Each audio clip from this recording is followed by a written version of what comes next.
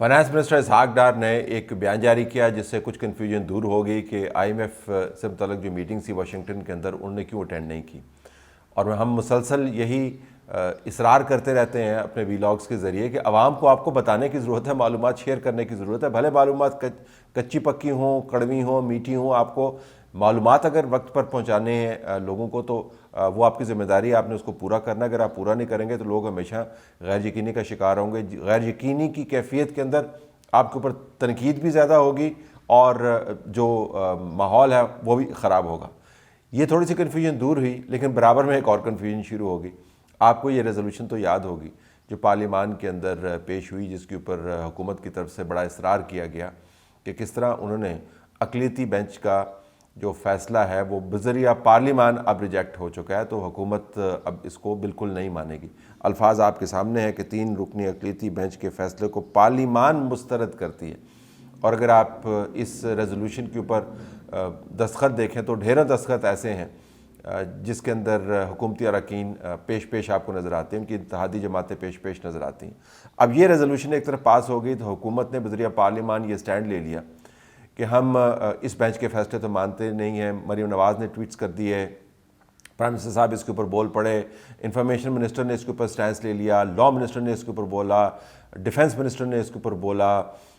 اس کے اوپر interior minister نے بولا، تو تمام کی تمام چیزیں انہوں نے الائن کر دیں پارلیمان کی ریجیکشن کے ساتھ کہ جی پارلیمان کی ریزولوشن آ گئی، جس سے پتہ ہی چلا کہ نہ وہ اس 3 رکنی بینچ کو مانتے ہیں، نہ اس بینچ کے فیصلے کو مانتے ہیں، اور نہ ہی ان کے خیال کے مطابق اس بینچ کے فیصلے کی کوئی اہمیت ہے۔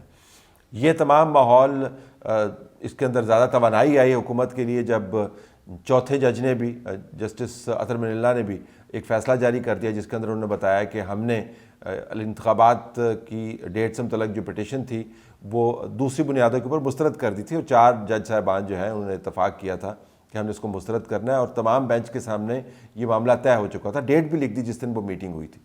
تو حکومت نے پارلیمان کے ذریعے اپنی سٹیٹمنٹس کے ذریعے اور پھر جج صاحبان کے جو میجورٹی ججمنٹس آئی ہیں اس کے پیش نظر اب یہ 3 رکنی بینچ جو ہے اس کے فیصلے کی کوئی اہمیت نہیں ہے، اس فیصلے کو کوئی مانتا نہیں ہے کیونکہ یہ فیصلہ ہوا ہی نہیں۔ لیکن جناب کابینہ نے اسی فیصلے کی اطاعت کرتے ہوئے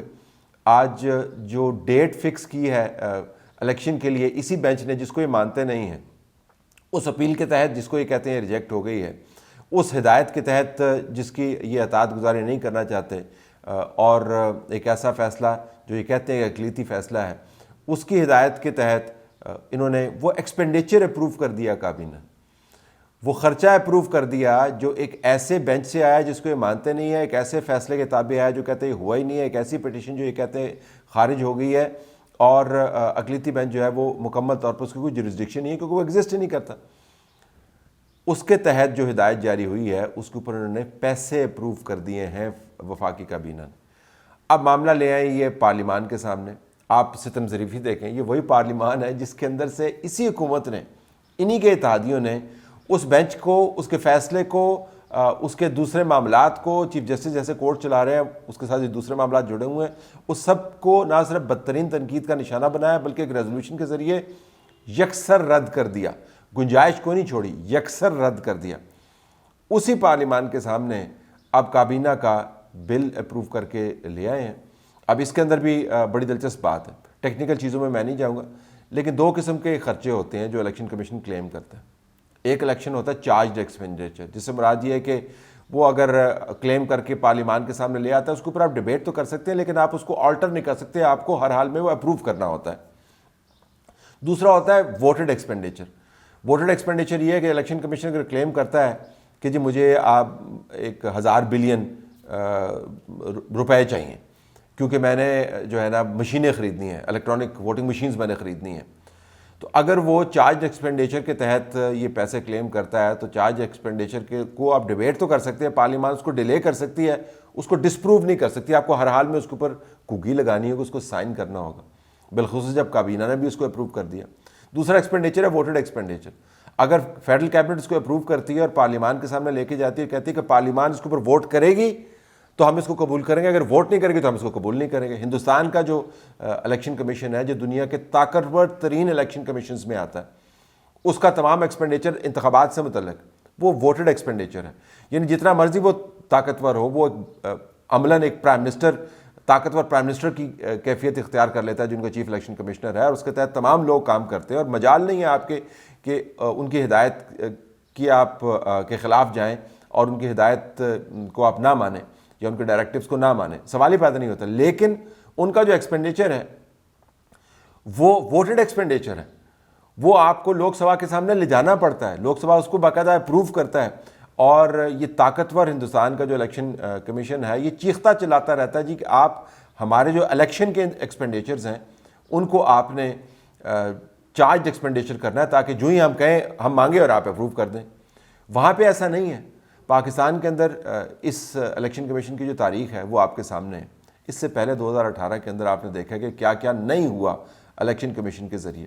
اس الیکشن کمیشن نے اپنی انڈیپینڈنس کو اسرٹ کیا ہے, اس نے اپنی ویلیوز کو دوبارہ سے ریوائیو کیا ہے, لیکن جو پارلیمنٹری اوورسائٹ ہے وہ جمہوریت کا بنیادی پرنسپل ہے کہ ایک دھیلا آڈٹ جو رپورٹس ہوتی ہیں, جو کمیٹیز اس کے اوپر آبجیکشنز ریز کرتی ہے, آڈٹ رپورٹس کے اندر آپ دیکھیں ایک ایک روپے کا حساب ہوتا ہے. یہاں پر ایک باڈی ہے جو الیکشن کے نام کے اوپر کبھی 20 بلین مانگ سکتی ہے آپ سے, کبھی 60 بلین مانگ سکتی ہے, کبھی 100 بلین مانگ سکتی ہے, کبھی مشینوں کے نام کے اوپر آپ سے 1000 بلین مانگ سکتی ہے. تو پارلیمنٹری اوورسائٹ تو ہونی چاہیے. کابینہ کے پاس یہ پریروگیٹو موجود تھا اور آئینی ضرورت بھی موجود تھی کہ آپ نے اس کو ووٹڈ ایکسپینڈیچر کے ذریعے پارلیمان کے سامنے لانا, تاکہ پارلیمان اگر اس کو اپروو نہیں کرتی تو ایکسپینڈیچر اپروو نہ ہوتا. لیکن کابینہ نے ایسا نہیں کیا, کابینہ نے اس کو چارج ایکسپینڈیچر کر دیا. آپ کہیں گے جی آئینی پوزیشن کیا ہے؟ آئینی پوزیشن بڑی واضح ہے. اس کے یہ جو آپ چارج ایکسپینڈیچر کے کھاتے میں الیکشن کمیشن کی تمام ڈیمانڈز کو اپروو کرتے رہتے ہیں, یہ آئینی نہیں ہے. آئینی طور پر الیکشن کمیشن کی طرف سے جو بھی فنڈ اپیل جائے گی وہ ووٹ ہوگی ماسوائے ان ایکسپینڈیچرز کے جس کا تعلق ان کے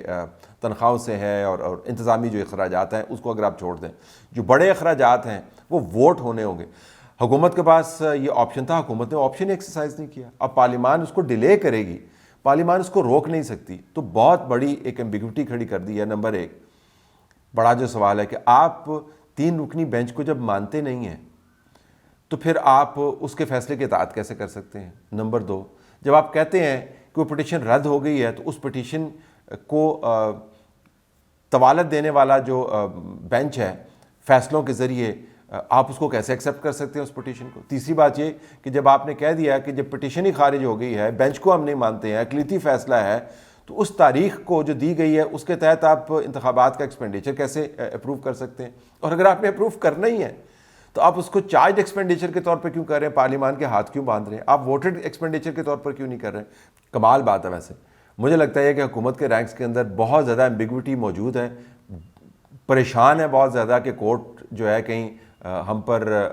کنٹیمپٹ نہ لگا دے. پوری کابینہ پر تو خیر کنٹیمپٹ لگ ہی نہیں سکتی, لیکن کابینہ کو چھوڑ وہ تو پارلیمان کے اندر جانے لگے تھے اور چلے گئے تھے. ریزولوشن کے ذریعے اپنے آپ کو انہوں نے تحفظ فراہم کیا, لیکن اس بل کو پاس کر کے کابینہ کے ذریعے اور اسی پارلیمان کے سامنے رکھ کے چارج ایکسپینڈیچر کے تحت انہوں نے اپنی ریزولوشن کی توہین کر دی ہے,